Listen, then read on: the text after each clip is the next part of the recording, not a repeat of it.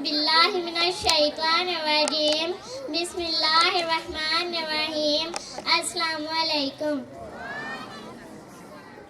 हमारी दरसगाह में ये जो उस्ताद होते हैं, हमारी दरसगाह में ये जो उस्ताद होते हैं, हकीकत में यही कौम की बुनियाद होते हैं।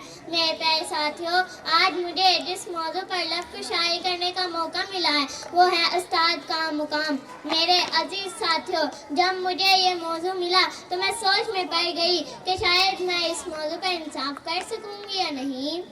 अदब पहला करीना है मोहब्बत के करीनों में, अदब पहला करीना है मोहब्बत के करीनों में, उस्ताद एक नगीना है जन्नत के नगीनों में। मेरे प्यारे साथियों, उस्ताद और तलबा का एक ऐसा रिश्ता है जिसकी मिसाल पूरी दुनिया में नहीं। इस रिश्ते की अहमियत का अंदाज़ा इस बात से लगाया जा सकता है कि उस्ताद और वालिदैन का रुतबा एक ही बराबर करार दिया गया है।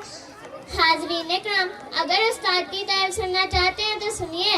उस्ताद वो है जो मुझे ज़मीन को कलियान बना देता है, उस्ताद वो है जो पत्थर को तराश कर हीरा बना देता है, उस्ताद वो है जो लोहार भी है, किसान भी है, उस्ताद वो है जो हमारे वतन भी है, उस्ताद वो है जो हर लिहाज से वाजिब एहतराम है।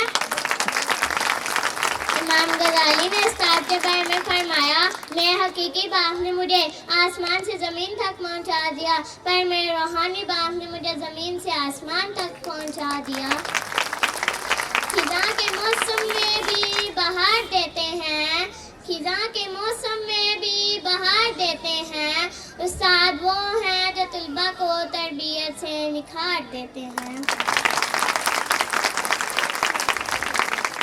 सरवर कायनात हजूर सल्लल्लाहु अलैहि वसल्लम ने खुद को मुअल्लिम करार देकर उस्ताद को सबसे आला बना दिया है। इस्लाम ने उस्ताद को रूहानी बाप करार दिया है। बस मेरा तो ये दावा है कि जिस तरह फूलों को महक की ज़रूरत होती है, चांद को चमक की, सूरज को दमक की, इसी तरह माशरे को उस्ताद की ज़रूरत होती है। अब आखिर में मैं अपने यहाँ मौजूद तलबा की तरफ से उस्ताद को, जिन्होंने मुझे आज तक एक लफ्ज़ भी पढ़ाया हो, उन्हें सलाम पेश करना चाहूँगी।